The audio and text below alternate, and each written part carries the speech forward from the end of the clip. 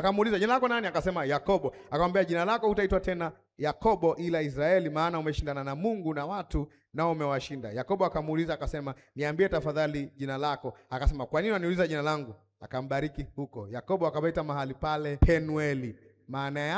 Maana alisema, nimeonana na Mungu uso kwa uso na nafsi yangu imeokoka. Kumbuka ameonana na malaika, akatafsiri nimeonana na Mungu. Lazima uwe makini na matumizi ya Mungu kwenye Agano la Kale. Malaika walikuwa wanapewa jina la Mungu pia na wale watu, kwa sababu ya ufahamu wao juu ya Mungu. Kwa kutana na malaika wanasema, nimemuona Mungu kwa uso nami nimeishi. Walijua kwa culture yao, ukimwona Mungu huwezi kuishi. Lakini anashangaa hapa, nimemuona Mungu nami ninaishi. Ukisoma kwenye Mwanzo kwenye Yohana 1:18 nasemaje? Hakuna mtu yeyote aliyemwona Mungu wakati wowote, Mungu mwana pekee aliye katika kifua cha Baba, huyo ndiye aliyemfunua. Exegomai.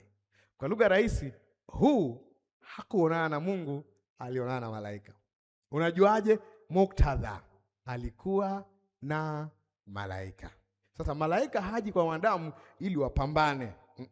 Kumbuka tangu tulivyosoma Mwanzo, malaika anakuja kwa ajili ya nini? Kilio cha watu na kuleta masuluhu au kuleta ujumbe.